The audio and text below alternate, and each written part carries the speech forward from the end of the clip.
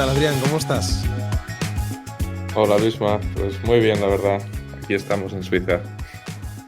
Hacía tiempo que no nos veíamos, ¿no? Yo creo que la última vez debió ser por Gijón, creo que ibas con un Sí, carricoche. sí, exactamente. Iba ahí con mi mujer y con mi hijo que tiene ahora 1 añito y medio. Pero ¿cómo se llama eso de ser padre? Bien, yo creo que nada te prepara para ello, la verdad. Es muchísimo trabajo y ahora, por ejemplo, que llevamos una semana de catarros e historias, obviamente el dormir es un poco un lujo, pero honestamente es una de esas experiencias en la vida que, aunque sea mucho trabajo, siempre merece la pena. Muy bien. Lógicamente el ser padre, lo acabas de definir muy bien, no hay nadie que te prepare para eso, ¿no? Es una, bueno, otra etapa de la vida y lógicamente, el crecimiento personal de cada familia, ¿no? De cada uno. Oye, bueno, lo primero, bienvenido al podcast de Asturias Power, que tenía ganas de volver a juntarme contigo y hablar pues en detalle, cosa que yo creo que no hemos hecho desde hace mucho tiempo. Con lo cual, bienvenido lo primero. Muchas Eh, gracias. ¿De dónde eres, Adrián? Pues soy de Gijón, nacido y criado en Gijón hasta que terminé donde estoy ahora. Ya, porque te iba a preguntar, son preguntas que estoy empezando a hacer ahora a los invitados. ¿Estás en Suiza? ¿Has vivido en más sitios que en Suiza o más sitios fuera de Asturias que en Suiza? En mi caso no, ha sido directamente terminar estudios y demás en Asturias y de ahí a Ginebra, que es donde estoy. ¿Cuántos años llevas ahí en Ginebra? Pues desde 2013 ya, Bueno, 11 años, pasa el tiempo, ¿eh? 11 añitos, sí. Sí, sí, sí, va volando, la verdad. Oye, ¿sitio preferido de Asturias? Gijón. El Paseo del Muro, concretamente. Bueno, es curioso eso, ¿eh? Todos tiráis para el terruño, o sea, yo creo que tiramos todos para... Yo creo que no lo tendría tan claro en ese sentido, fíjate, pero todos los que sois de un sitio y habéis nacido, lógicamente os habéis criado en un sitio, siempre decís vuestra localidad, ¿no? En este caso, yo soy un adoptado de Gijón, pero lógicamente todos tiráis para casa, porque que también está bien eso. Oye, ¿y una comida favorita? Comida favorita es un poco menos local, vamos a decir. Sí que por un lado te diría un buen jamón, jamás le voy a decir que no. O sea, eso está como a otro nivel, vamos a decir. Pero también en mi caso la pizza tipo napoletana me encanta. O sea, es realmente mi perdición e incluso mi mujer siempre se queja que todas las semanas me estoy comiendo una. Y es algo que me encanta y es uno de esos pequeños placeres que digo, mira, es tan fácil de obtener que ¿por qué no? Pues nada, la próxima vez que vengas a Gijón, hay aquí al lado, justo al lado donde estamos nosotros, hay un italiano que no sé lo que lleva abierto en ese sitio, pero no mucho, que se llama Albesta, que es especialista en pizza napolitana. Con lo cual, cuando vengas a Asturias, a Gijón, Perfecto. ya sabes dónde tienes que ir a probar una nueva pizza de esas que te gustan. Oye, ¿qué te gustaría? No, primero, ¿qué tipo de música escuchas? ¿Qué tipo de música te gusta?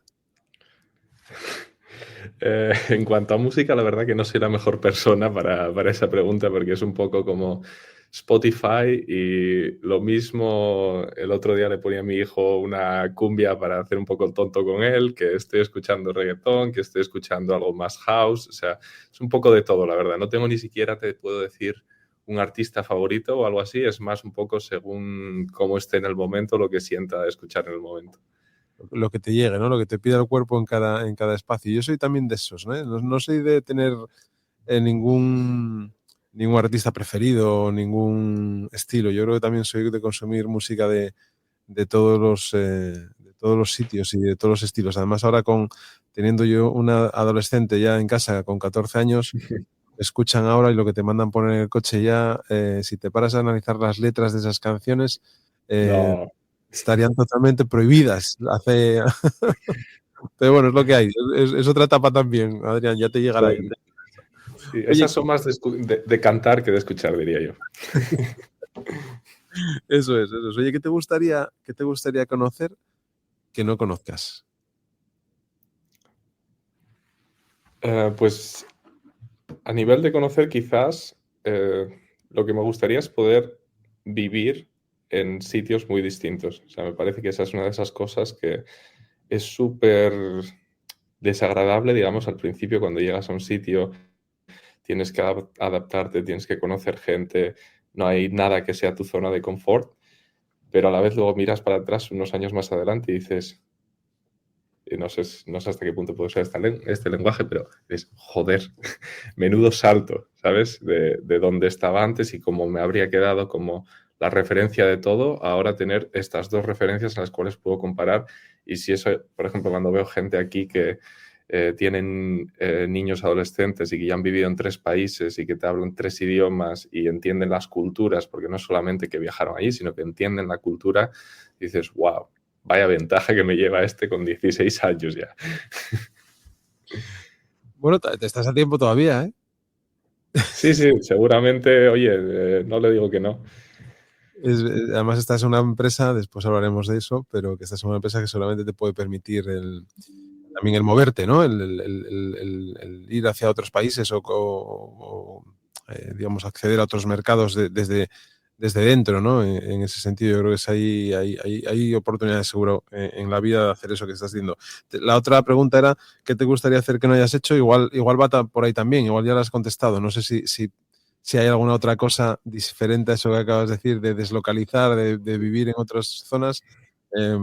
Algo que te gustaría hacer, que puede ser más algo aventura o algo, no sé qué se te ocurre.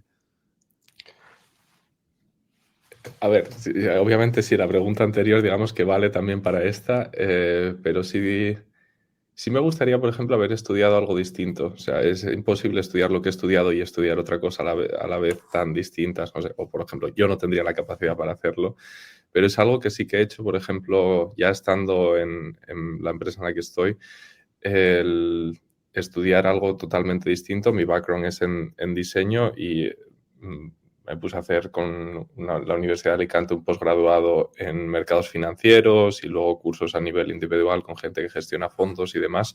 Entonces es como una cosa que también de nuevo te abre una perspectiva totalmente distinta a la que yo podía tener de una base de diseño. Uh-huh. O sea, que te gusta la parte de economía.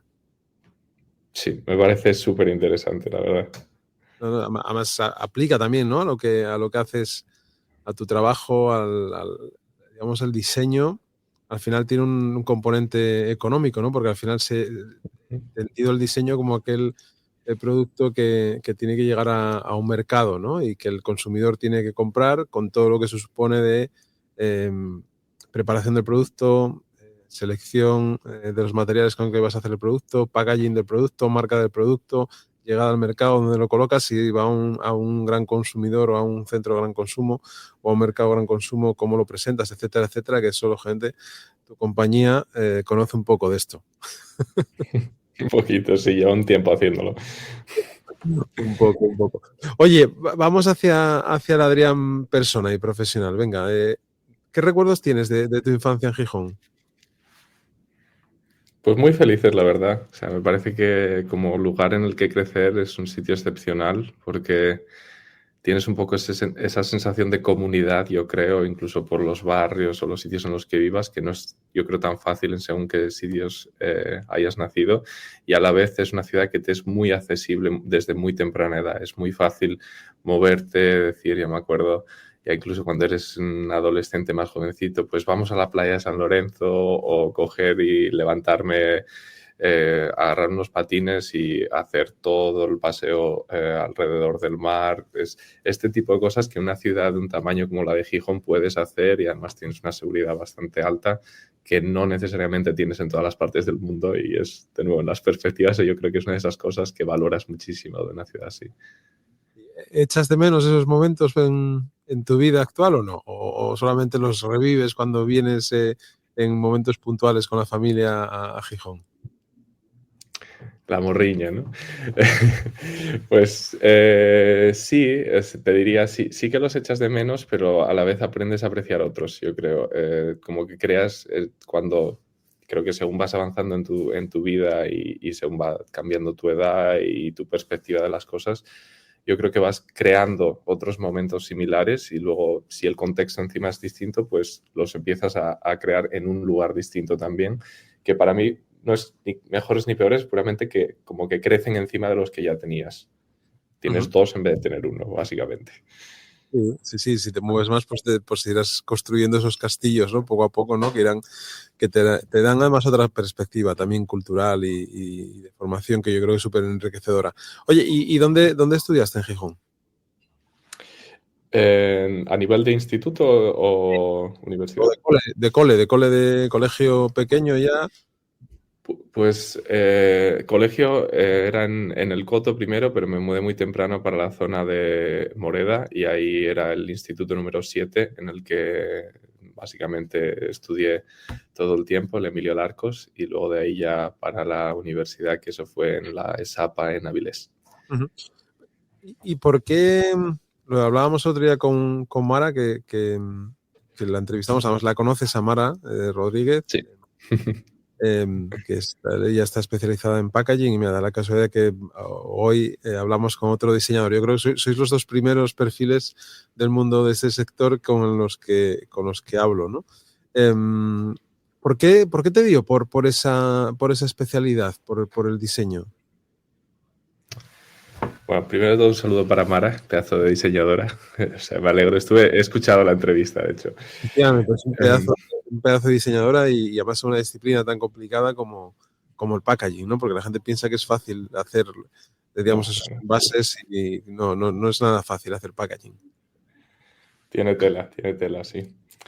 Y en la pregunta, ¿por qué me dio por ir hacia diseño? La verdad que no fue una cosa, si bien sí que es una persona que le gusta un poco pensarse las cosas, luego como una vez que ya tomo la decisión, digo, venga, para adelante. Y en este caso tengo que decir que tuvo muchísimo que ver mi madre, por ejemplo, porque yo en esa edad de adolescencia, lo único que tenía claro, yo venía de un bachiller científico-tecnológico, o sea, para nada relacionado con diseño, artes o nada así. Y siempre venía un poco de la mentalidad de, bueno, yo voy para donde más paguen. Era un poco la mentalidad que tenía. Y decía, bueno, dentro de esto y lo que me puede gustar a mí, porque siempre había tenido como un poco de atracción por dibujar y cosas así, se me daba bien, pues era como, bueno, quizás arquitectura puede tener sentido. Eso era como una cosa que me rondaba la cabeza.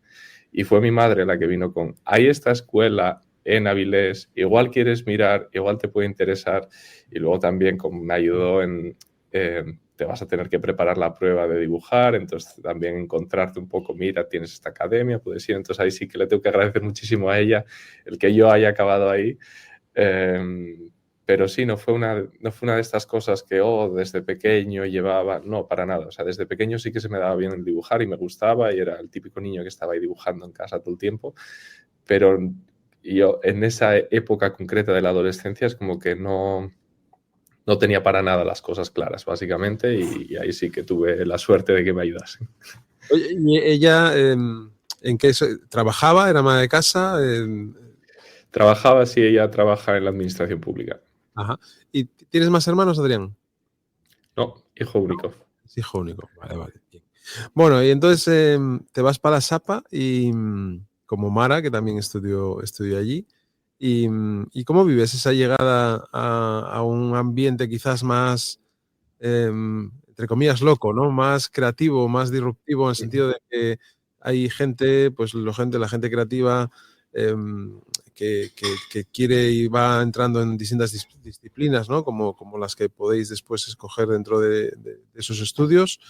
¿Cómo viviste esa llegada a ese centro que además era un centro novedoso, nuevo, que se estaba también quizás formando, ¿no? Adaptando a ese nuevo modelo educativo del diseño en Asturias que venía siempre de la Escuela de Artes y Oficios de Oviedo, pero que sí se llevaba mucho tiempo reclamando pues, unos estudios superiores, reglados, con la especialidad de diseño? Pues la verdad que lo recuerdo con mucho cariño. Me parece que la gente allí, honestamente, no son conscientes del trabajo que hacen desde Asturias para el mundo. Es como yo lo vería, la cantidad de alumnos que salen de ahí, que luego están trabajando en todos sitios y que, honestamente, siempre miramos un poco como a Barcelona, lo mencionabais el otro día también, Barcelona, Elisaba, esto y lo otro. Honestamente, no me parece que haya tanto que envidiar a una Elisaba, así que envidiaría más el ecosistema de un lugar como Barcelona, que tiene muchísimos sitios a los que tú puedes ir y aprender, exposiciones, siempre cosas pasando, pero más allá de eso, honestamente, tenemos internet. O sea que tampoco es que el gap sea tan grande entre una Asturias o Barcelona, y creo que eso hay que creérselo un poquito más. Y a nivel personal, el llegar allí era un poco como al principio perdidísimo. O sea, yo venía de, pues vamos a hacer, yo qué sé, esta matriz en matemáticas y este tipo de cosas que no tenían nada que ver con teoría del color. Yo, ¿cómo que teoría del color? ¿Qué teoría tiene el color? O sea, no me enteraba de nada. Y un poco, pues al principio me ayudó muchísimo que te empiecen como muy poquito a poco dando las bases de dibujar, de las distintas técnicas y demás, y que todavía de hoy me ayudó a tener una base para entender. No eres un experto, pero entiendes lo que hay en cada una de las, digamos, de las ramas que están cercanas al diseño. Y luego también el hecho de que la escuela está organizada de tal manera que son clases muy pequeñas en las que no es individualizado, pero a ver, es un grupo de al final sois como 10 personas. Entonces eso te permite que si tú te quieres esforzar, la calidad que vas a obtener de la persona que te está educando es enorme. No es lo mismo que cuando estás en una clase gigantesca con un montón de gente y tú escuchas de una manera mucho más pasiva. Entonces me parece que el sistema funcionó muy bien y yo lo recuerdo con mucho cariño, la verdad. Ya había profesionales que os daban clases, gente que venía del mundo de la empresa, sí, ¿no? Sí, en el tercer año a mí me tocó Jorge Lorenzo, que también pedazo de diseñador también. Y ahí sí que, digamos que tuve la suerte de que ese contacto con alguien un poco más real del día a día, o sea, no tanto una persona que te está dando las bases, pero una persona que te empieza a hacer ese puente que es súper necesario entre aquí estás aprendiendo unas bases, aquí está el mundo real y alguien te tiene que ayudar un poco a caminar ese camino. Había una asignatura de proyectos, que era la que más tiempo llevaba en el tercer año, en la cual tú estabas con un profesional que te guiaba un poco a través de cada proyecto en cómo se haría eso si estuviésemos en el mundo real. Y bueno, y aquí entra también un poco otra anécdota entre tú y yo que conoces, que era yo durante mi tercer año, dije, ok, esto está muy bien, pero yo necesito un poco de también la parte real. Y ahí sí que, pues, no me acuerdo si había sido después de una conferencia o algo en la que dije, uy, Luis Fernández, vamos a preguntar a ver si me puedo pasar yo por ahí algunas tardes y hacer lo que sea. Y era un poco, pues, Sí, ese construir. Sí. Fíjate que o sea, no recuerdo cómo fue ese momento. Seguramente que fue, porque sí me acuerdo que en aquella época yo estaba ayudando a Ricardo Morales, que estaba en la escuela de Oviedo, a hacer jornadas emotivas, porque él, bueno, estaba un poco, digámoslo, quemado y bueno, necesitaba ahí a alguien que enchufara un poco de energía. Y después, como surgió la escuela de Avilés, pues en algún momento me debieron invitar a alguna charla, porque además tuve la oportunidad y yo creo que la osadía de ser presidente de la Asociación de Diseñadores con muy pocos años. No sé si tenía 27, 28 años cuando fui presidente, que nadie quería serlo, entonces pues yo venía de Madrid y ahí me puse y ahí estuve intentando hacer cosas, ¿no? Un gremio complicado, un sector complicado, pero bueno, como otros muchos, ¿no? Y efectivamente, pues allí apareció Adrián, o sea, eres la primera persona que pasa por este podcast con la que he trabajado, creo, ¿no?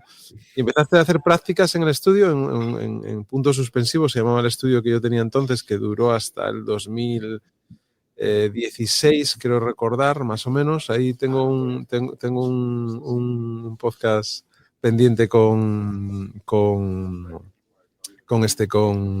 Borja Rubí, que lo entrevisté el otro día, en el que vamos a hablar de lo que hacemos ambos, ¿no? O sea, él me va a entrevistar a mí por primera vez porque nunca nadie me ha entrevistado y ahí contaré seguramente muchas anécdotas del ámbito del estudio, de lo que supone emprender y cuando te das un hostiazo emprendiendo, pues lo que sufres también, ¿no? Por lo menos lo que yo sufrí en ese momento.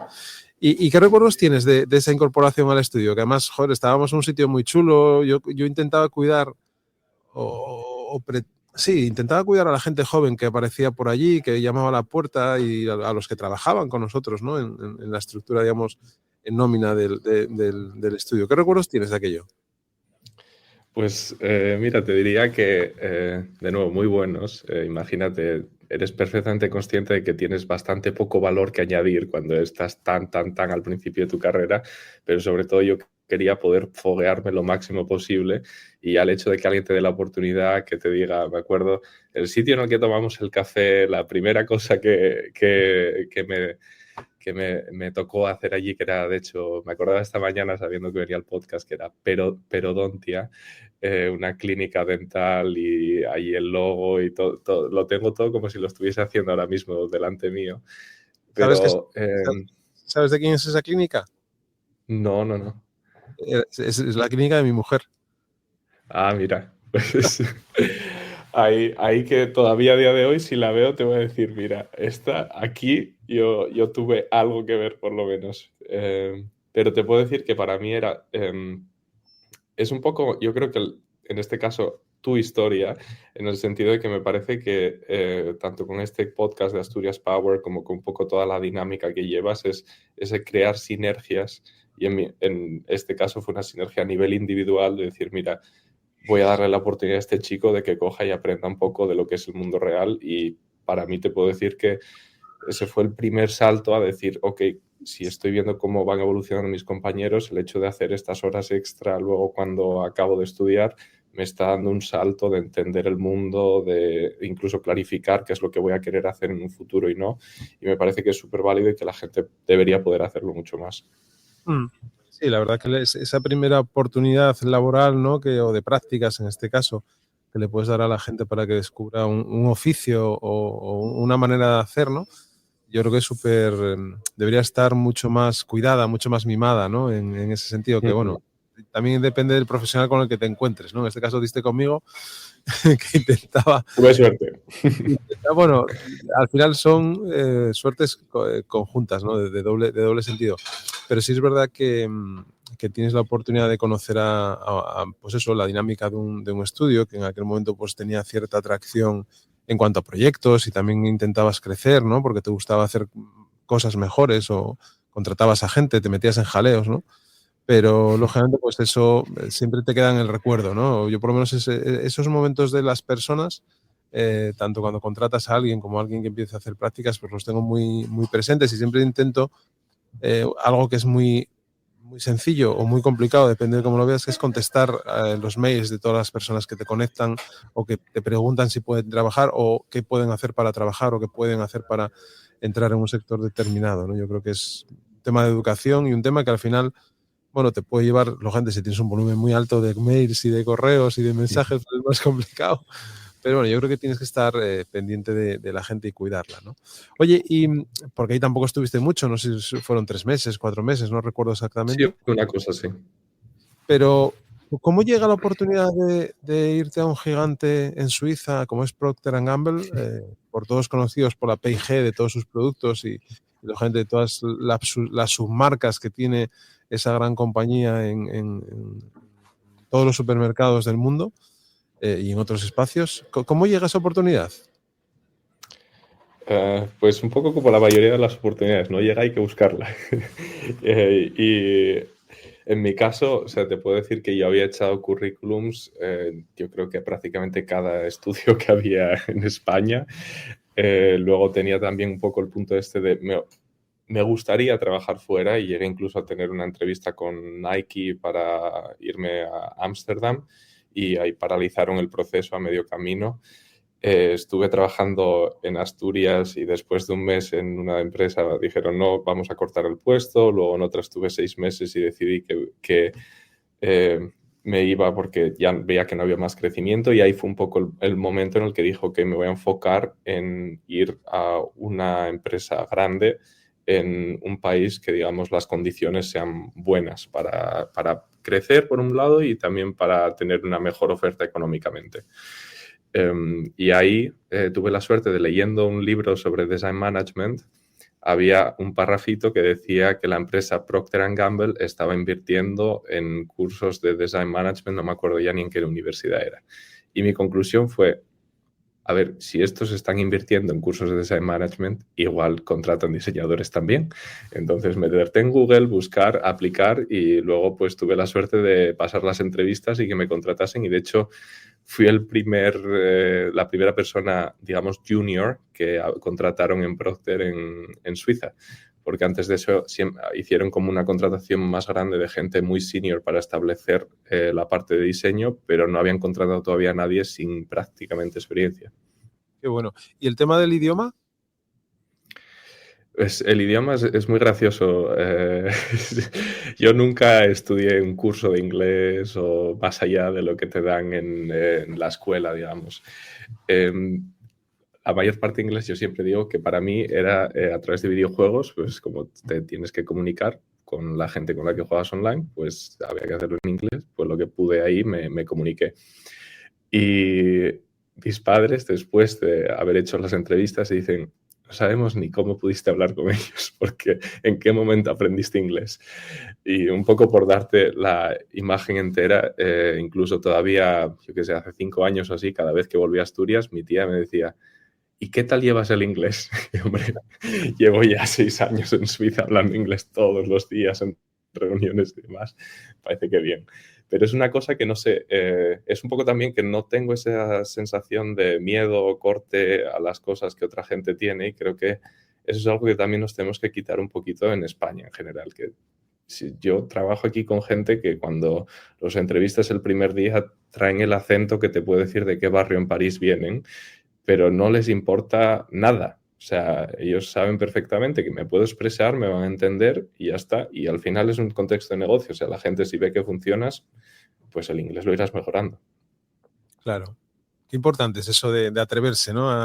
Era como decía también Borja el otro día en el episodio, que dura 1 hora y media, ¿eh? Yo creo que es el podcast más largo que he grabado nunca, pero está muy bien y Borja en un momento dado dice, cuando se va a Andorra, ¿no? Y le preguntan cuántos idiomas hablas y él dijo que 4, ¿no? Castellano, catalán, que se defendía, inglés B2 y francés B1, ¿no? Y decía, ¿qué va? Pero si no tenía nivel ni nada, pero bueno, había que ir para allá, yo quería ir para allá, entonces era la única manera de que me cogieran, ¿no? Aparte de otras cosas que tenía a nivel de certificaciones de ámbito financiero y demás que eran necesarias o bueno, que se valoraban porque había poca gente que las tuviera en ese momento, ¿no? Pero realmente qué importante es echarse adelante, ¿no? No tener miedo oye, si está esa oportunidad, ¿por qué no, no? ¿Por qué no voy a aprovechar y me voy a atrever a ir ahí, a hacer esas entrevistas, a ser yo, o sea, a ser como soy, ¿no? A mostrarme como soy? Lógicamente, que vayas más o menos nervioso, pero al final yo creo que la gente valora que en cualquier ámbito seas tú, ¿no? Seas natural, que te muestres de una manera, pues eso, no forzada, ¿no? Oye, ¿y qué se encuentra un guaje de Gijón en Suiza cuando llega y cuando vas pasando digamos, las entrevistas fueron online, fueron presenciales? ¿Cómo viste ese proceso?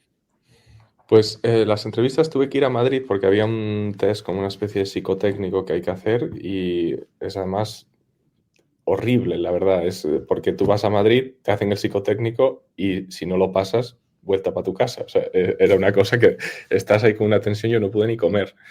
Pero luego las entrevistas, como eran con el equipo de Ginebra, fueron online. Básicamente me llevaron a una sala de conferencias y allí yo veía a los entrevistadores y eran 1 hora con cada entrevistador. Entonces, 3 horas seguidas allí contándoles un poco por qué era una buena idea que me tuviesen que contratar. Y, y cuando llegas a Suiza, cuando te dan la noticia, me imagino que eso es un subidón, ¿no? Para cualquier joven que está buscando esa oportunidad y te dicen, venga, ven para acá que te aceptamos, ¿no? Te vamos a contratar. Y se concreta todo, lo cuentas en casa, papá, mamá, marcho pa Suiza a trabajar en una multinacional de gran consumo, ¿no? ¿Cómo viviste ese momento y qué te encontraste cuando llegaste a esa compañía, la compañía en la que estás trabajando todavía actualmente? Pues, a ver, el momento todavía me acuerdo, estaba en Marqués de San Esteban en el autobús con mi novia, mi mujer de ahora, y llegó el email y era como, wow, es real. O sea, sí que nos vamos a decir. Y luego cuando llegas aquí, pues la verdad es muy curioso porque al principio te diría es difícil. Cuando llegas al principio, yo era la primera vez en mi vida que estaba hablando inglés durante 9 o 10 horas que estés en la oficina, entre que comes y demás, y luego sales y la gente habla francés. O sea, no es como que, oh, ya está, ahora voy a mi zona de confort. No, no. Y luego a eso añádele, llegas a casa y tienes una persona que no está ahora mismo trabajando y que también fue sobre ese proceso durante todo el resto del día. Entonces, estos los dos un poco como, agotados. Y al principio sí me parecía un poquito agotador. También la inmadurez. Yo cuando me moví, yo acababa de hacer 22 años. Entonces, Eras muy, muy joven cuando diste ese paso. sí. Yo cuando veo ahora a los de eso, como 22, 23, empezar en la empresa, digo, pero ¿es legal que esta gente trabaje? O sea, tú te ves de otra manera cuando tienes esa edad y cuando pasan como otros 10 años y miras para atrás y dices, wow, cómo te atreviste? Es inconsciente. Entonces es un poco duro al principio, sobre todo el sistema, el sentido de adaptación, también adaptarse a una gran empresa. Una cosa es el inglés, pero luego hay un millón de acrónimos que se utilizan, un lenguaje de la empresa que tú no estás familiarizado con él.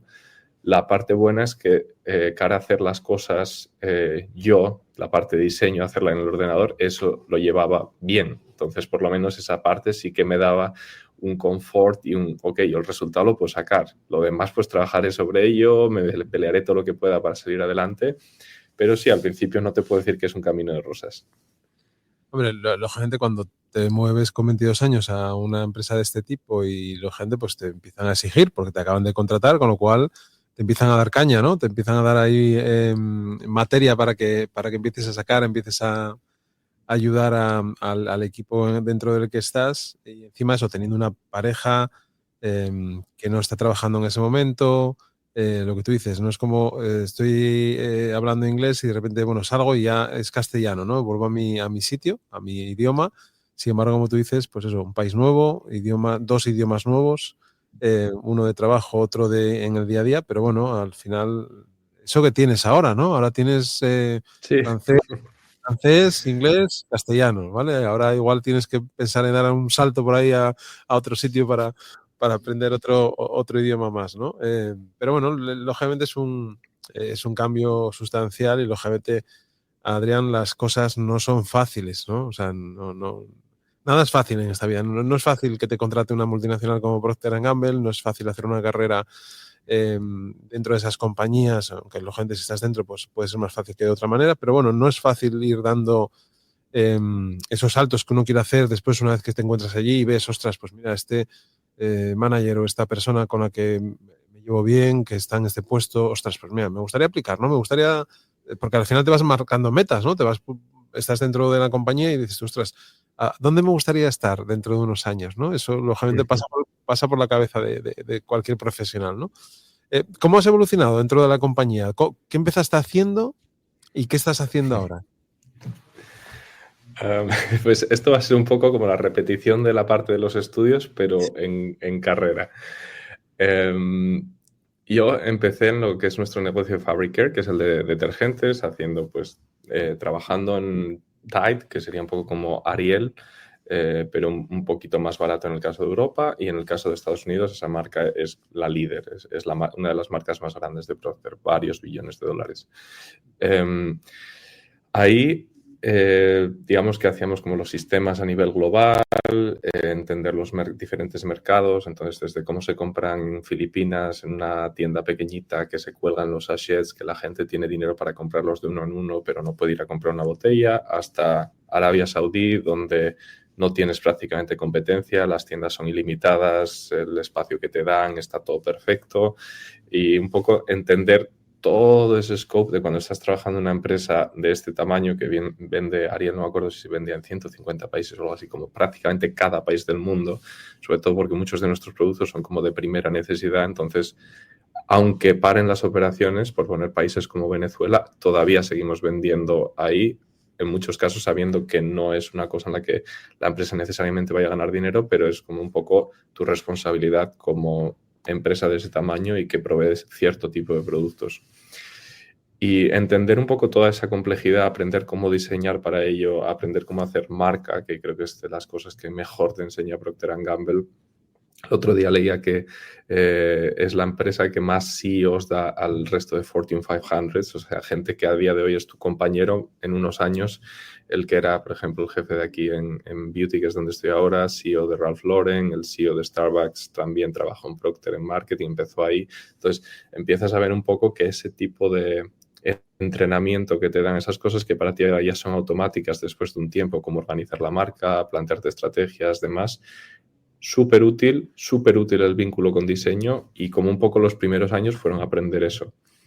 Luego ahí tuve una promoción y decidí que me había cansado un poco de diseño y me fui a hacer lo que llamamos marketing, que marketing al final del día aquí es un poco más como manejar el negocio.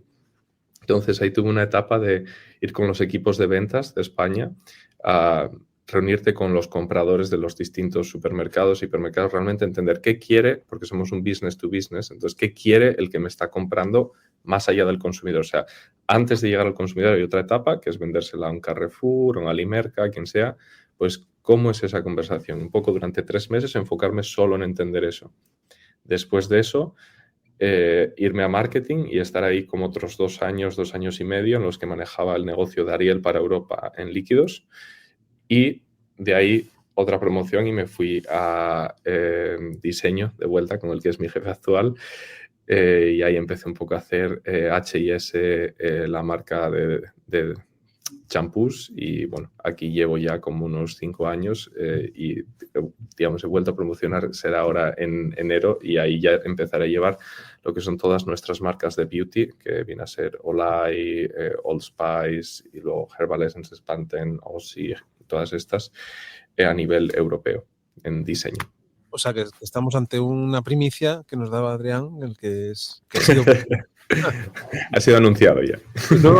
Nuevamente promocionado. Oye, ¿y cómo llegan esas promociones? ¿Cómo vives esas promociones? ¿Son tus managers, tus jefes de equipo los que proponen? ¿Tú puedes aplicar en algún momento? ¿Cómo se vive dentro de una compañía como Procter & Gamble esos saltos de puesto?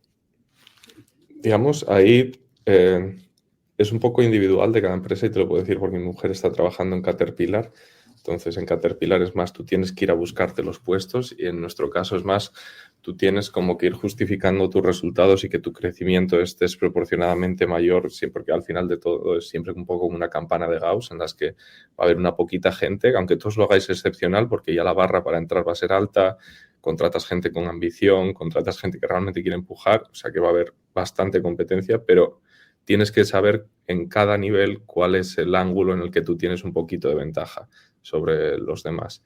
Y entonces a eso ya depende un poco según vas avanzando y obviamente luego, aparte de que lo bien o mal que lo hagas, es que tú empujes por ello y que tengas un poco también... Al final es un sistema como cualquier otro sistema en el que hay personas trabajando juntas. Siempre hay un poco de esa estructura política que tienes que entender cómo navegar, pero si no das el resultado, o sea, nadie te va a sponsorizar, nadie te va a ayudar a crecer. Claro. También encontrar en el camino, acabas de decir ahora, pues el que es actualmente tu jefe, ¿no? De encontrar también en el camino a gente que te entienda, que te apoya o que lógicamente vea y ponga en valor el trabajo, ¿no? Aunque al final sean números, ¿no? Puede ser un tema de numérico, oye, pues, he hecho esto, he conseguido esto, hemos vendido esto, lo que sea, pero lógicamente que quien tengas a tu lado que también te haga un poco de esa ayuda que a veces se necesita para lógicamente ir ascendiendo dentro de una compañía. Vale, dices que tienes ahora un reto por delante a partir de enero, que vas a ser responsable en Europa de estas marcas que acabas de comentar. Eso supone gestionar equipo, gestionar mucha gente, empezar a tener otros problemas. Sí, eso es curioso porque llevo unos años ya gestionando como a otros managers que están como más empezando su carrera y contratando también, que es también otra parte súper interesante. Para mí, curiosísimo, es algo que jamás habría dicho de antemano, pero la parte de ver otra gente progresar es la que más me gusta, pero de lejos. O sea, este año, por ejemplo, teníamos una chica que está en Dubái. En Dubái no tenemos una estructura de diseño, ya está con el resto del equipo de marketing, finanzas y demás. y el poder yo acceder a sus meetings de manera remota, ayudarle a cambiar algunos comportamientos, ayudarle a enseñarle un poco cómo puedes liderar, cómo puedes cambiar la opinión de la gente en la reunión y también cuando, pues, oye, cambias la tuya y ver cómo esos comportamientos los empieza a adquirir, los empieza a hacer suyos a su manera y al final se lo termina recompensando con una promoción y todo el mundo está más contento. Y para mí eso es como, wow, es muchísimo mejor que ninguna cosa que te den a ti, ¿sabes? Es como súper interesante. Y luego hay la parte de contratar también que desde mi punto de vista sobre todo es muy dura, porque muchas veces entrevistas gente que es buena, pero les falta algún tipo de habilidad que dices, en otras condiciones me encantaría tener a esta persona y dedicarle el tiempo para ayudarle a crecer en ese ámbito y demás, pero ahora mismo sé que este puesto concreto no hay un sistema en el que te vaya a apoyar y te va a ayudar a crecer de esa manera. Y cuando puedes, pues hombre, de nuevo lo mismo. Si contratas a alguien, le ayudas a crecer y eso, extremadamente agradecido a nivel personal el ver ese crecimiento en la gente. Pero sí, la gestión de equipo, honestamente, es increíble. A mí me encanta. Oye, y dentro de lo que tienes en la cabeza, o sea, ¿qué te gustaría vivir que no hayas vivido dentro de esta compañía? O sea, lo que decíamos hace un momento, tienes una nueva responsabilidad, lógicamente cuando tienes una responsabilidad la coges con ilusión y esperanza de hacerlo bien y con un objetivo claro de seguir creciendo, pero al vivir ya unos cuantos años dentro de Procter & Gamble y ver cómo la compañía permite, pues eso, ir dando pasos, ir entrando, saliendo de distintos, digamos, componentes, marcas, estructuras dentro de la organización, ¿qué te gustaría vivir que no hayas vivido ahora? Es una buena pregunta. No me digas que salir y ser CEO de... No. No. Todavía tienes unos años por delante para eso. Me ciño a la pregunta. Pero quizá lo que te diría, y aquí esto va a vincular con un tema interesante también, quizá lo que te diría, la parte que veo mucho que es, digamos, relativamente fácil de conseguir cambiando un poco la mentalidad. Yo creo mucho, por ejemplo, en cuál es como la actitud, o como se diría en inglés, el vibe que te transfiere el equipo, la gente con la que trabajas. Y creo que cuanto más arriba estás, más influencias aun manteniendo la disciplina, conseguir que la gente se sienta cómoda en salirse de su área de confort y que no haya un riesgo de que, wow, hice esto y ahora mi carrera se acabó. No, hice esto, no salió y ya estoy haciendo la siguiente y esta ya salió. O sea, para cuando me quiero dar cuenta que la otra no salió, ya estoy en la siguiente. Y me parece que aquí, para el campo de diseño y sobre todo apoyando un poco en que, como tuve la parte de business management y demás, que entiendo los procesos, entiendo lo que está pasando en el resto de la gente, me parece que aquí el equipo de diseño concretamente va a tener una ventaja con todos estos tools de Generative AI que en nada de tiempo puedo demostrarte que podemos venir con ideas mucho más potentes que las que tenemos, que podemos elevar la calidad de lo que estamos haciendo y un poco seguir subiendo el estándar. Y entonces no es tanto como qué hacer, pero un poco a nivel general qué conseguir y es un poco elevar la calidad de todo lo que hacemos y no ceñirnos única y exclusivamente porque yo trabajo en diseño, hago diseño. No, tú igual trabajas en finanzas, tienes una idea de la leche, ven, tú sabes que yo puedo hacer esto, tú tienes esta idea, la refinamos, la hacemos y además ahora el coste de hacerlo es prácticamente cero, que es la diferencia para mí con antes. Antes tú podías tener una idea muy buena, pero yo, por ejemplo, no tenía ni idea cómo hacer un vídeo, entonces ya está, o sea, se quedó en mi cabeza y se murió. Ahora puedo hacerte una cosa que no está perfecta, pero ya entiendes bien lo que hago y podemos ver si la hacemos o no. Me parece que ese salto que estamos dando va a permitir a la gente que realmente quiera y realmente tenga esa pasión que realmente pasen, pero muy por delante de la gente que se quede donde está. Es como un acelerador, ¿no? Al final, todas estas... Te lo iba a preguntar ahora cuando estabas hablando, iba a ser la siguiente pregunta, ¿no? ¿Cómo la IA, la inteligencia artificial, en este caso la inteligencia artificial generativa, que es la que ahora mismo pues está, digamos, introduciéndose de una manera acelerada en las compañías y que además toca la parte, imagen, la parte de vídeo, como acabas de decir, la parte de texto, que permite hacer muchas cosas. Y te iba a preguntar cómo una compañía como vosotros estáis adoptando, ¿quién lidera esa parte de la tecnología, ¿no? Es decir, si os marcan unas pautas o os han marcado unas pautas desde Corporate X y solamente se puede utilizar, me lo invento, no hace falta que me digas la tecnología, o sea, la marca, pero pues hay compañías que adoptan ChatGPT, ¿no? O sea, OpenAI, porque lo deciden así. Es público, por ejemplo, el BBVA. Aquí en España, la banca, pues han optado a nivel enterprise, pues esta solución que se la han facilitado, digamos, a muchos de sus trabajadores, precisamente para esto que tú acabas de decir, ¿no? Para que sea un acelerador en esas ideas que puede tener un determinado negocio, que no tiene por qué ser el de diseño ni de marketing, ni incluso de datos, sino que es una parte de negocio me lo invento, de seguros al hogar, y que esos tienen una idea y como tienen una herramienta que les permite acelerar ciertos procesos, pues se la pueden llevar a negocio y negocio poder implementarla si la ven lógicamente correcto dentro de la estrategia de la compañía, ¿no? ¿Cómo lo estáis viviendo vosotros, esa llegada desde hace 2-3 años de todas estas tecnologías y cómo las estáis adoptando dentro de los equipos? Es una pregunta muy rica, te voy a decir. Digamos que a nivel de empresa sí que hay como un guideline bastante claro de esto se puede, esto no se puede, y Procter & Gamble, un poco por el tamaño y por la historia de la empresa, siempre quiere hacer las cosas de la manera correcta. Entonces no va a ser la empresa que va a decir, ok, voy a empujar por esto hasta el final sin mirar las consecuencias, no me importan el copyright o este tipo de cosas, no. Esa no es la manera en la que opera Procter, o sea, para nada. Lo que va a hacer es, quiero asegurarme de que lo que estoy recibiendo es algo que está hecho de una manera ética, que no estamos, porque es un poco el problema de estas herramientas, que al final del día, con qué fue entrenada la herramienta, esta herramienta me está reforzando un bias que yo ya tenga, está llevándome a seguir repitiendo las mismas cosas que yo ya hacía mal, o está ayudándome realmente a mejorar o entender las cosas de una manera un poco mejor. Entonces hay una parte de entendimiento de las herramientas y de qué herramientas utilizar que sí que te viene dada a un nivel corporativo. Y una vez que ya estás dentro de, digamos, ese framework,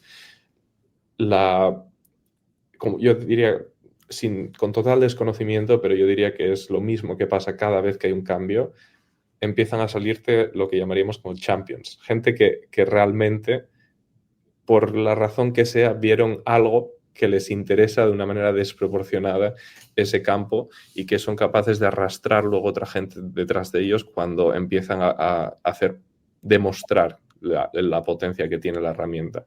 Entonces, aquí es un poco, yo por ejemplo, a mí me encanta, entonces yo trato de maximizar todos los puntos en los que veo que puede tener un impacto inmediato, los puntos en los que puede tener un impacto futuro y los puntos en los que yo puedo trabajar con alguien externo que me ayude también.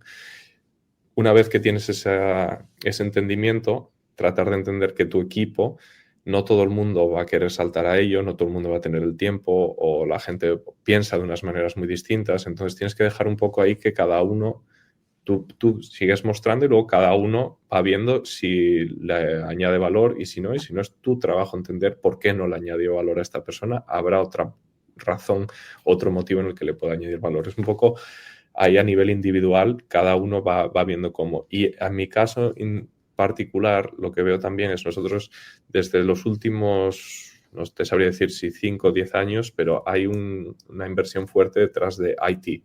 Entonces, toda la gente que al final del día nos va a ayudar a tener unas bases de datos muy limpias, una optimización de los procesos y demás, y que tiene un background muchísimo más técnico que el que puedo tener yo. Entonces, ahí mi trabajo es entender qué pueden hacer ellos para ver cómo podemos crear sinergias entre nosotros. Y de nuevo, ahí el punto de la sinergia es muy interesante porque tienes una idea fuerte, en el momento que la metas en GenAI y empieces a trabajar sobre ella, vas a estar demasiado avanzado comparado con cualquier otra persona que vaya por el sistema tradicional. Uh-huh. Y la verdad que es un momento, yo creo que para cualquier organización apasionante, ¿no? En ese sentido, cuando hay una disrupción y llega una tecnología de este tipo, que no sabemos todavía si, como dicen algunos, si ya está un poco en el límite, ¿no? Ya está ahí en el límite, otros dicen que va, que todavía le queda mucho recorrido, pero bueno, veremos, ¿no? Hacia dónde evoluciona. Pero lógicamente vivirlo desde una gran corporación también yo creo que es algo apasionante, porque aparte de que tienes los recursos para probar y para ver y para mostrar si eso tiene sentido o no, también te da un acceso pues a las últimas cosas que están sucediendo en los mercados tecnológicos, y como tú acabas de decir también, si encima la compañía está invirtiendo pues en tecnología, en esos equipos que la gente los necesita para muchas de las operaciones que hace en su día a día y mejorar todos esos procesos, pues lógicamente es un enriquecimiento también que te vas a llevar, ¿no? De este momento que estamos viviendo, que te podía haber tocado vivir otro, Sí, ay, perdón, pero que te ha tocado vivir este y hay que aprovecharlo, ¿no? Esto no pasa, totalmente. no pasa todos los días, algo como lo que estamos viviendo ahora, ¿no? Oye, Adrián, Una cosa más que me gustaría decir ahí, que me parece que es importante también, que yo creo que la gente no se da cuenta que ahora mismo estás en un momento en el que todavía es aceptable no saber lo que puede hacer la inteligencia generativa por ti. Puedes, puedes vivir con ello, porque la mayoría de la gente no lo está haciendo. En cuanto pasen 5 o 10 años, que te venga otra generación de gente que ya estudió utilizándola, que es parte de su día a día, buena suerte, porque ahí no va a ser aceptable. Ahí que tú no lo sepas va a ser demasiado evidente. Es un poco para la gente de mi generación, cuando tú veías a tus padres ir a Google. Ellos iban a Google. No, hombre, no vas a Google. Esto es parte de lo que estás haciendo. Te estás buscando y luego vas a la otra cosa y esta web y no sé qué. Entonces yo veo que ahora mismo hay un poco ese punto de inflexión en el que todavía, fine, no necesitas saberlo, pero creo que de aquí a unos años no necesariamente tienes que ser un experto, no tienes que dominarlo, pero tienes que saber qué puede hacer por ti. No es igual que dejó de ser aceptable no saber para qué servía Google, va a dejar de ser aceptable no saber para qué sirve la inteligencia generativa. uh-huh. Sí, sí, totalmente de acuerdo con esto que acabas de decir. Mira, el otro día estaban en Portugal en un evento que fui en representación de Dive, de la compañía en la que trabajo, y lógicamente era un evento en el que se hablaba de no turismo, ¿no? Era un evento en el que había mucha gente vinculada a la producción del vino, al turismo especializado en este tipo de rutas, hoteles, gerentes, alguna persona de marketing también. Pero yo hice mi conferencia un poco hablando de estas herramientas y lo que les puede ayudar a ellos de una manera sencilla, ¿no? Algo que no son tampoco grandes compañías, sino son compañías que no tienen muchos recursos para invertir en. Y yo les decía, pero bueno, pero mira, aquí soy yo hablando en portugués, ¿no? Os puede parecer que hablo mejor o peor portugués, pero soy yo hablando en portugués, no soy yo. Es una persona que ha sido creada con una inteligencia que te permite hacer eso, no solamente en portugués, sino que puedo hablar en italiano, en castellano, en alemán, en japonés y en chino. Y eso lo podéis hacer a golpe de un clic. Si vosotros queréis captar un cliente que esté en China para que venga a ver vuestro centro turístico en el que se produce un vino súper guay y tenéis unas instalaciones pues muy cuidadas y de lujo, pues porque no podéis comunicarlo en chino, ¿no? A través de un avatar que explique las bondades de vuestro producto, ¿no? Y ya está. Pagas 12 euros al mes y tienes esta herramienta que te permite hacer todo esto las veces que quieras y contarlo lo que quieras. Entonces, claro, se sorprendían porque la gente la mayoría no conocía estas herramientas, como en este caso era HeyGen, pero les hablé de Perplexity también y la gente no la conocían tampoco, ¿no? Y les puse el ejemplo de decir, mira, una búsqueda que tú antes hacías en Google y que te mostraba una serie de enlaces, ¿no? Te mostraba, pues, oye, turismo en Portugal, boom, enlaces. Sin embargo, tú le preguntas a una herramienta como Perplexity, me gustaría que me planificaras una ruta turística vinculada al vino en Portugal y que tuvieras en cuenta estos días, estas fechas del año, tal, tal. Y la respuesta que te devuelve es totalmente argumentada, estructurada, y que eso que tú tenías que hacer después de ir ver web a web y seleccionar y llamar, esto ahora ya te lo devuelve de otra manera, ¿no? Con lo cual, encima, te dice qué fuentes ha tomado para darte esa información. O sea, te está acelerando todo ese tiempo que tú podías tardar, aunque después lo tengas que revisar, tengas que verificar, tengas que personalizar alguna cosa, el avance, y esto es una cosa muy puntual de lo que hace en este caso esta herramienta que está ahora también tan de moda, que es Perplexity, ¿no? Pero joder, hay un mundo ahí que a mí me pone muy nervioso también porque me lo voy a perder y me jode, porque tengo más años que tú, Adrián, y seguramente me voy No a tienes morir. por qué. Bueno, hombre, porque nos vamos a morir. Lo malo es que nos vamos a morir todos. Y joder, te hace. A mí eso me genera mucho estrés. Y más a medida que cumplo más años, pues peor todavía, ¿no? Pero bueno, mira, ayer veía, simplemente como anécdota, veía ayer por la noche, que me quedé más hasta tarde, viendo el documental de Luis Enrique, que lo emiten en Movistar Plus, en el que cuenta, en 3 episodios, cuenta un poco, el último año de su vida, ¿no? Último año y medio. En el que cuenta, lógicamente, el fallecimiento de su hija, de Shana, con 9 años. Y ostras, yo Luis Enrique siempre ha sido muy, muy fan de él, por su manera de ser, por su carácter, porque nunca se ha casado con los medios de comunicación, aunque lógicamente siempre ha sido criticado por eso, lógicamente, porque no les baila a su son, pero lo que él transmite en ese documental tiene un componente, joder, muy de vida, ¿no? Y de querer seguir pasándolo bien, aunque haya perdido en el camino a un ser tan querido como una niña con 9 años, ¿no? Y bueno, siempre digo esto porque al final, eh, lamentablemente, nos tenemos que morir, pero hay gente que afronta ese momento desde otro punto de vista, ¿no? Estoy buscándolo yo, estos momentos. Oye, Tienes que para, traerte a Luis Enrique al podcast.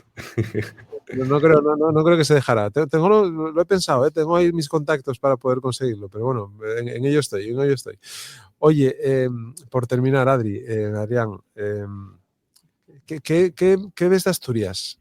¿Qué te resuena Asturias ahora que llevas muchos años fuera, que vienes de vez en cuando con la familia, ahora con un peque ya cuando crezca ya hablará castellano, hablará francés, hablará inglés, tu mujer, porque Ruso.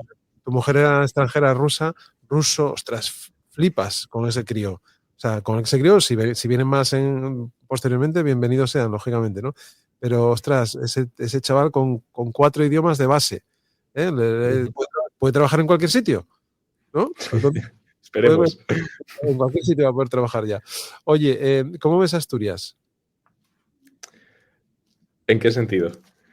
En el que quieras. ¿Me puedes decir que Asturias lo ves para venir y disfrutar de la familia? Puede ser una opinión. Ujú. Me puedes decir que Asturias está muy atrás y que tenemos muchas cosas que mejorar, lo que te salga. No estoy buscando una Ok, respuesta que dé una solución porque hay 1000 respuestas para esa pregunta, ¿no? ok, ok. Pues en cuanto a Asturias, digamos que tengo un poco sentimientos encontrados, vamos a decir. Por un lado, soy asturiano, siempre lo seré, o sea, moriré siendo asturiano. Eh, y tiene como siempre ese huequito en tu corazón que digamos que se va a quedar ahí para siempre. Pero creo que sobre todo en los últimos años como que ha pasado esa barrera de que ya no me planteo volver. Y entonces eso te empieza a dar una perspectiva un poco distinta de cuál es tu relación con Asturias, ¿no? Como cómo de a menudo vas, te consideras realmente digamos, qué tipo de vínculo mantienes con Asturias. Y me es un poco como difícil, digamos, que esté un poco de transición ahí entre antes veía como que quizás y ahora llega un punto en el que sencillamente no veo una posibilidad de tener una vida del estándar y el nivel que me gustaría en Asturias, entonces pues no sería una opción. Pero digamos que aún sí que veo, desde un punto de vista de nuevo externo, sí que veo como que hay ciertos brotes verdes en cuanto al turismo, en cuanto a un poco más de intencionalidad a la hora de tener un poco más de vuelos, de conexiones, para que puede dinamizar un poco la región. Me encantaría que eso tuviese un poco una estrategia detrás y que no dependiese tanto de qué decidimos este año que vamos a hacer, que es un poco la sensación que me da y que creo que para los asturianos también lo deberíamos ver un poco de la misma manera que nosotros lo vemos en España y lo vemos a nivel estatal. Decimos, claro, es que mira esto, mira lo otro. Bueno, pues luego lo llevas a nivel regional o a nivel de ciudad y empieza a ser lo mismo, pero en otra escala. Entonces ahí sí que me encantaría que todos estos pasitos, cuando por ejemplo se empuja por abrir el aeropuerto a más rutas, ok, pero ¿para qué? O sea, ¿es para conseguir votos porque la gente puede ir de vacaciones o es para traer negocio? O si es negocio, ¿qué tipo de negocio? Entonces, ¿con qué sitios hay que abrir? porque ahí es cuando un poco empieza a tener sentido todas esas subvenciones, aerolíneas y demás, y que sean muy estratégicas. Yo, por poner un ejemplo, a mí siempre, desde que vivo aquí, siempre me impresionó que hay sitios como Málaga a los que yo puedo llegar en 2 horas, y tengo 2 a 3 vuelos directos al día para ir, y obviamente eso provoca que empresas como Caterpillar, el hub que tienen para Oriente Medio y África está ahí, porque estás en Europa, pero estás muy cerca de toda esa zona y también con conexión directa. Mientras el equipo de management está en Ginebra y también les es muy fácil llegar. Entonces es como, ahí tuvieron una estrategia, decidieron y les están llegando empresas una tras otra a toda esa zona. Me parece que ahí deberíamos aprender un poco de otras regiones y ser un poco más estratégicos en qué es lo que hacemos. Y solamente por poner un ejemplo, Ginebra, Zúrich, Estocolmo, o Luxemburgo, 4 ciudades más ricas de Europa, y yo te puedo decir la perspectiva desde Ginebra. Yo llego antes a Nueva York de lo que llego a casa de mis padres, porque tengo que comerme una escala, ahora mismo es en Múnich, y de Múnich ir a Ginebra con su tiempo entre medias. En ambos vuelos, por ejemplo, tuve que sufrir un retraso, y a New York 7 horas y media vuelo directo y estoy. Entonces, me parece que ahí estamos un poco detrás de otras regiones, ni siquiera necesitamos mirar fuera de España, pero otras regiones en las que son súper intencionales en dónde invierten y cómo invierten y para qué. Y entonces es muy fácil mantener durante años, decir, ok, no, esta conexión tiene que estar abierta durante 10 años, por lo menos, para que las empresas tengan la seguridad de que se pueden establecer aquí, que pueden hacer una inversión y demás. Y me parece que en el momento que entendamos eso es el siguiente salto, porque ahora como que veo intencionalidad, pero no necesariamente se mantiene en el tiempo. Y me encantaría poder desde aquí ver ese cambio. No tienen por qué poner el vuelo a Ginebra, que lo pongan donde quieran, pero ver ese cambio me parece que enriquecería mucho a todo el mundo, la verdad. No, hombre, siempre es enriquecedor pues escuchar estas perspectivas de la gente, ¿no? De profesionales que estáis fuera. Yo soy de la opinión de que no, Asturias no debería hacer volver a la gente, o sea, es muy difícil hacer volver a la gente que ya está establecida. Te puedo hacer volver pues con 65 años, ¿no? O con 60 si te jubilas antes, ¿no? Es decir, bueno, pues te puedo hacer volver y que tengas aquí una segunda, tercera residencia, lo que sea, y que pases una temporada aquí, otra que la pases allí donde te hayas asentado personalmente, también por tu pareja, por la vida, ¿no? Por lo que nos lleva cada uno.